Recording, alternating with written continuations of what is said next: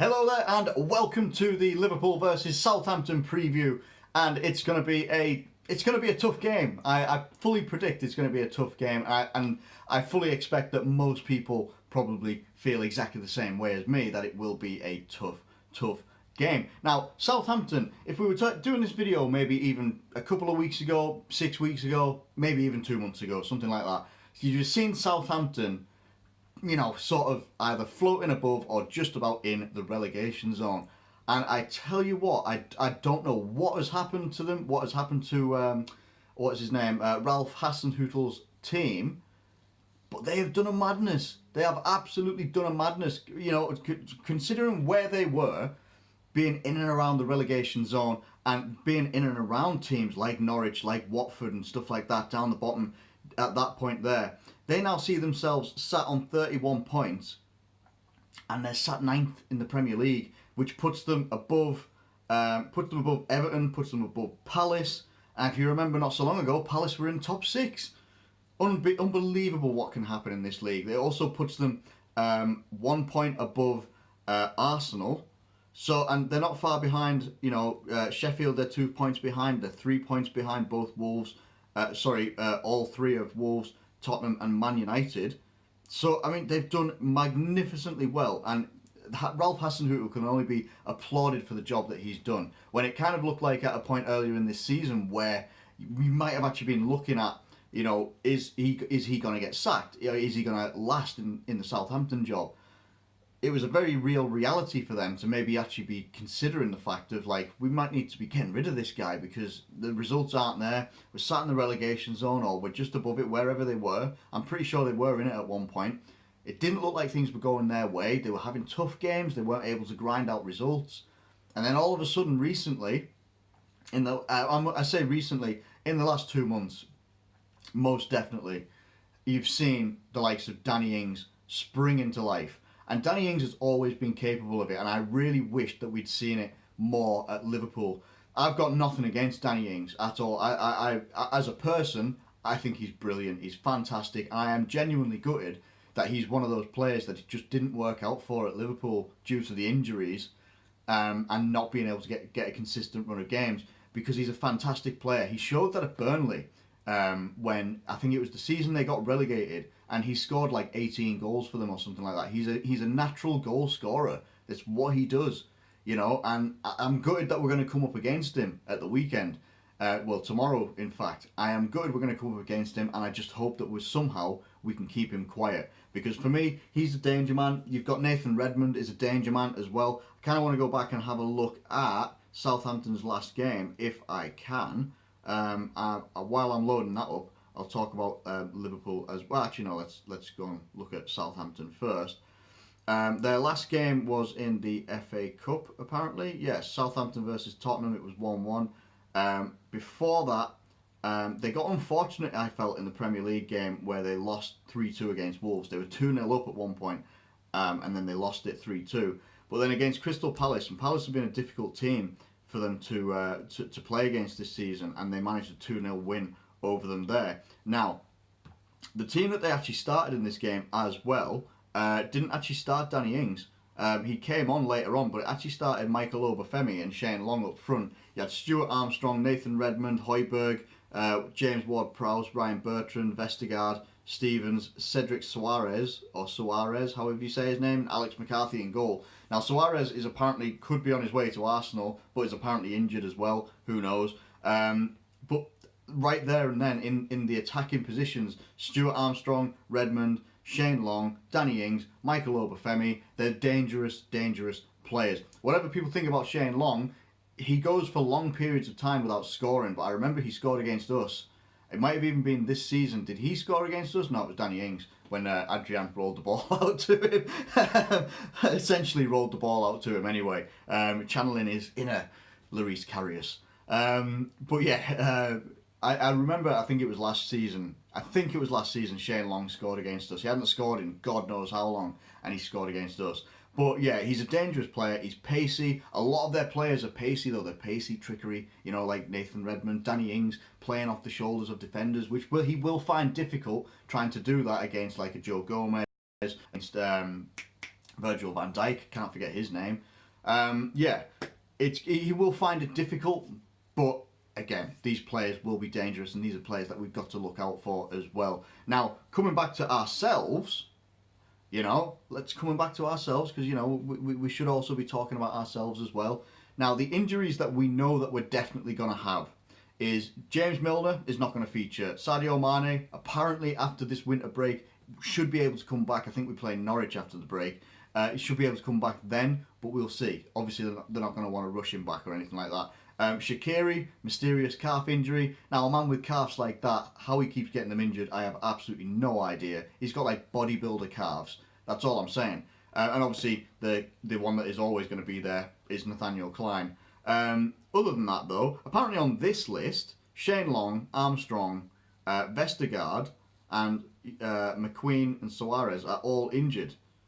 I don't know if that's accurate or not. Sometimes this app isn't the Forza Sports app. It's just not always accurate. But as I said, Southampton sit themselves in ninth position, and you know what? They're actually within shouting distance of going for Europa League. If they keep their form up, obviously not against us, but if they keep their form up, they're in shouting distance of being able to compete with Sheffield, Wolves, Tottenham especially as well. Tottenham, I think, have got a difficult game this weekend. I think are they playing Man City or something like that? Don't know. But anyway, so on to Liverpool. How are we going to come out in this game? We had a very good game. All right, let's track that one back. We had an all right game against West Ham. The type of chances that we conceded against West Ham, when I say conceded, obviously it's conceding the chance, not the goal. We didn't concede a goal, we kept a clean sheet, and it was a good clean sheet. Alisson was fantastic in that game. But we seemed to lack a little bit of, we were switching off a little bit later on in the game, taking our foot off the gas pedal and just sort of coasting the game a little bit, in my opinion, which is where the chances for West Ham came. Especially in the second half, when Fabinho losing the ball in midfield and letting Declan Rice run through, take a chance, and obviously Trent Alexander-Arnold wanted to give them a bit more of a chance, so he hit the post, our own post, and just he was just passing it to Van Dijk in a creative way. That's all it was. But yeah, those are the types of chances, the chances that we conceded, and we can laugh and joke about it now because that game's over. And we're 19 points clear at the top of the table right now, but I still don't take that for granted. It's not an insurmountable lead by any stretch of the imagination. And people look at that and say, that's ridiculous, you're this, that clear. It's like, no, I seriously don't take it for granted. We need to keep going. We need to keep going, building on what we've got so far, and take seriously a very serious Southampton team that looking at themselves would have been fearing relegation not so long ago, and now they're actually staring in the face the fact that they could go into the Europa League at the end of the season, depending on where they finish. It's massive for these guys, brilliant for these guys.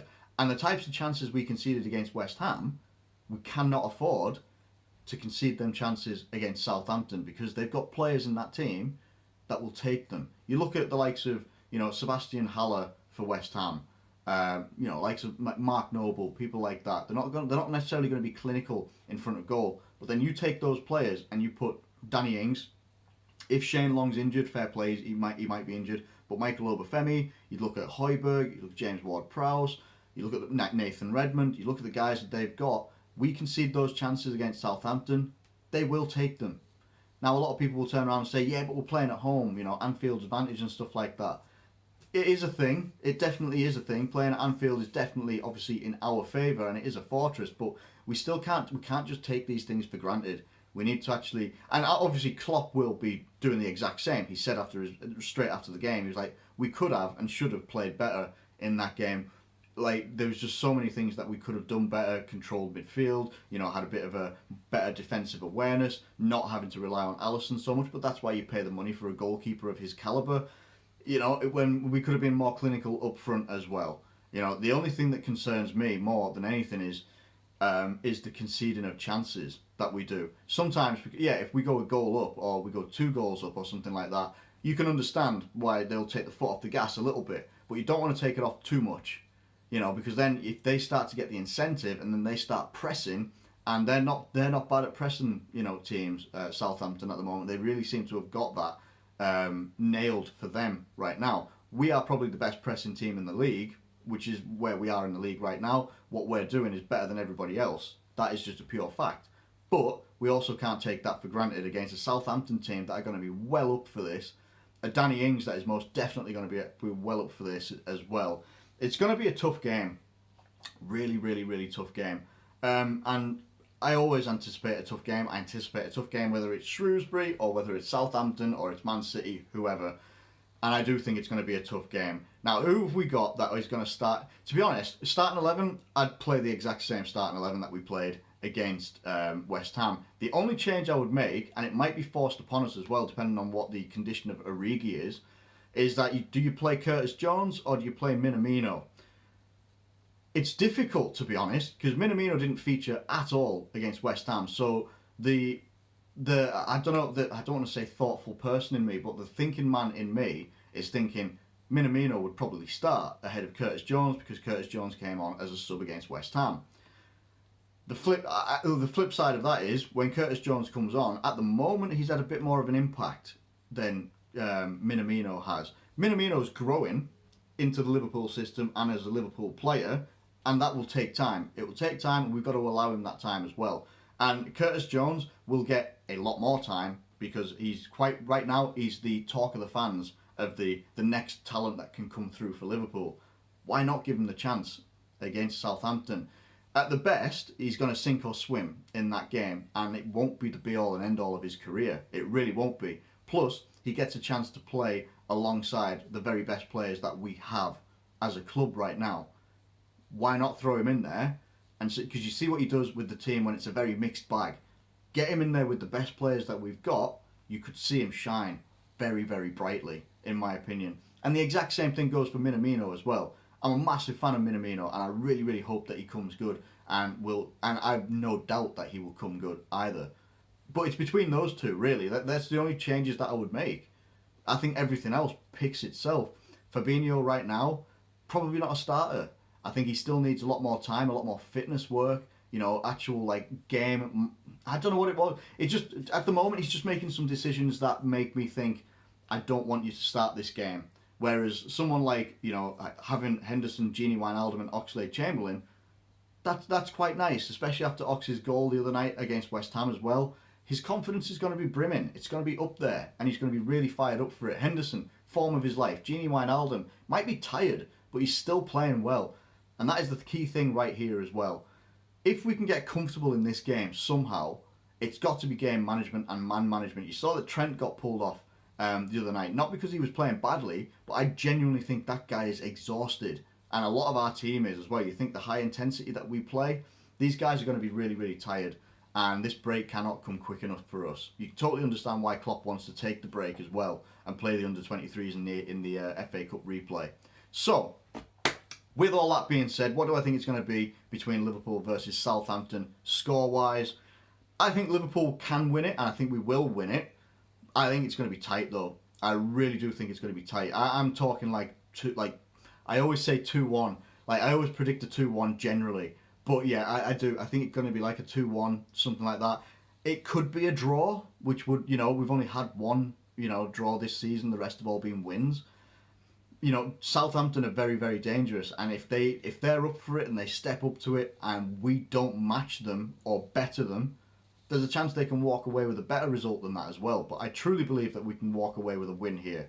I really, really do. We're 19 points clear right now. Let's extend that. Hopefully we can extend that. But yeah, I think that we can win it. I think I'm going to go for a 2-1 victory for Liverpool. Let me know what you think in the comments below, though. Who do you think should be starting? Should it be Minamino? Should it be Curtis Jones? Or should it be someone else? Let me know in the comments below. Thank you ever so much for watching this video. If you have enjoyed it, please do like it and subscribe if you're new around here. Thank you once again, and I will catch you later.